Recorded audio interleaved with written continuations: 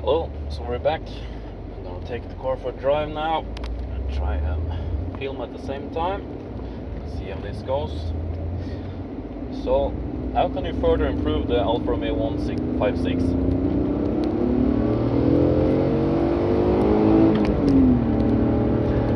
Well, one thing that I have done is to buy a sport exhaust. I mean, if you have like the V6, which I do, the 2.5 liter, or the bigger one, the 3.2, it's gonna sound good anyway. But I feel like there's something to improve there, and I can tell you after putting on a sport exhaust, I was right about that. What you may want to do is, like, if your exhaust system is totally fine, if there's no rust on it, if it's in really good conditions, it might be economically not so wise to change it. But you know, if you like have some rust on your exhaust system, you can tell like you might want to have to change the exhaust system anyway, which was the case on my car. Then you should really go for a sports exhaust, because now that I had this sports exhaust all summer, I can tell you I don't feel there's no downsides to it. I don't feel any change in, like, for example, gas consumptions. It used the same amount of petrol, so, and it just sounds better. I bought this system is from an Italian manufacturer. It's called CSC. The rear I got on eBay, and the middle section I got from alfisti.net. So that's a nice upgrade. You might want to change the air intake filter, and I think that would make a lot of sense, because if you want the engine to push out more air with a bigger sport exhaust, you also needed to take more air into the system. So it, you know, if not, you won't get like the performance upgrade. And I don't think I have, like, well, maybe a slightly different with a difference in performance with the sports exhaust, but it's very, very tiny. But I think if you do change the air intake system for like a sport filter, I have heard someone that have some issues with the engine running a little bit rough on certain rev ranges, like between 3000 and 4000 RPMs, which might indicate that you also need to like retune the ECU. I actually made a video about how to reset the ECU. Maybe that will fix it, I don't know. Maybe I'll try it in the future.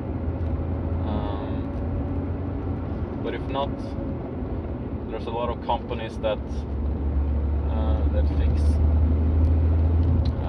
They can retune your engine if you have changed like the air intake and the outtake, you know, the exhaust.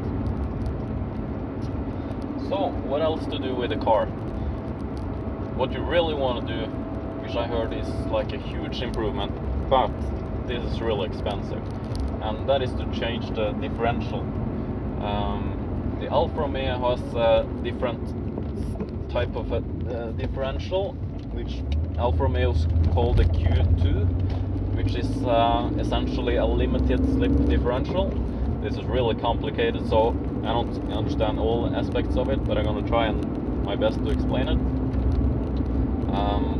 I have the standard differential, and what the standard differentials do is it changes how quickly the outer and inner wheels spin depending on what curve you're going into. What the standard differentials doesn't do, it doesn't change the power output from the engine. It's constantly 50-50, and that's fine as long as you're going like straight forward and if you're not driving quickly. But when you push the car in a bend, you want to have more torque going to the outer wheels than the inner wheel. For example, if I make a left turn, I would like more torque on the right wheel than on the left wheel. and that's what the limited slip differential will do for you. But it's expensive, I gotta say that. So if I do have the money someday, I will do that. But first of all, the part itself is expensive. It's like 100 euros, and also to mount it on the car is very expensive. You need to separate the gearbox from the engine, so you understand this is like a huge job. But let's say if you need to change the clutch, then you need to do that. You need to separate the gearbox from the engine. So when it comes time to change the clutch, you can sort of save some money on doing that job at the same time. That makes a lot of sense. So I guess that's the main points about the car. Oh yeah, no, sorry. I forgot to talk about the suspension, because the standard suspension on the 156 is really soft.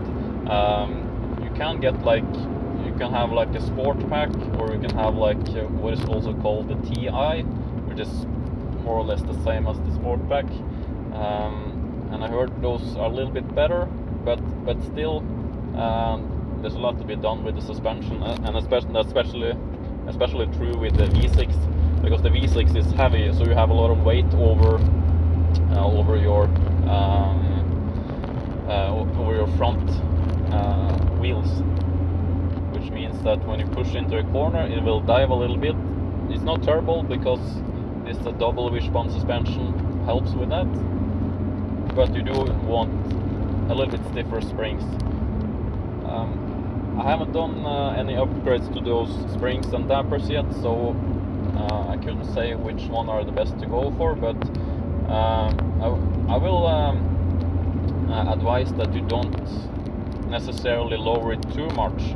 I've seen kits that lowers with 30 millimeters and kits with lowers with 50 and even 60 millimeters, and I think that's a little bit too much, especially if you drive on like back roads, which is what I use my car for here in Sweden, when we have like the road conditions aren't always that so nice.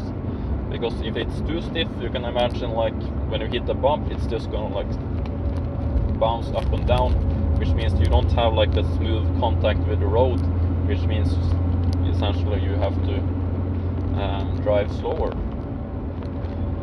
Yeah, you can't have that.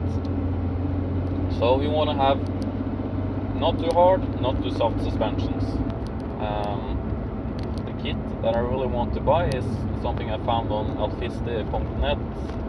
It's a mix of Eibach springs and Bilstein dampers. I think the dampers I was looking at is called B6. The springs were lowering springs with 30 millimeters. I think that's the kit to go for. If you want to go all in, you know, the best thing is always to buy coilovers, because then you can adjust the ride height perfectly to your conditions. Something else you can do to improve your car also is to try to take out some weight of the car. But that's a bit difficult, to be honest, because for me, I want to keep the car look original, and what you can do, of course, you can like take out the seats and put in lightweight seats and those kind of upgrades, but then you take away a lot of the the comfort and the practicality of the car, and I really don't want to do that. But if that's your thing, why not? You can make your 156 into a really nice track day car. If you strip all the weight out of it, then you have like a really good car. Yeah, what else? Yeah, I will tell you about something I also have done. I have changed the is it called the sway bars? Those bars that go underneath the car that prevents, you know, the sideway rolling. And I bought like a kit which is both front and rear bars from Eibach. They're a little bit expensive. It's not terrible. I can't remember what I paid for them, because it's been a while ago. but that really helps with like the tilting of the car, and it feels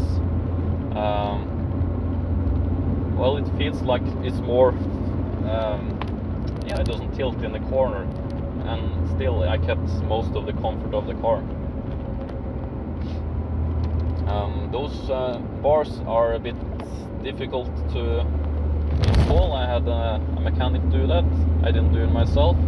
I think I could do the one in the rear because those are really easily accessible, but the ones in the front is really a pain in the ass because it's like underneath between the subframe and the car, and it's really tight access, and you can like Google or search for instructional videos on YouTube, but I think if you're not an experienced mechanic, I'm not sure you can do it.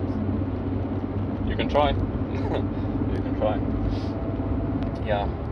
So I guess that's the most important thing. As far as the engine goes, I would just keep it stock.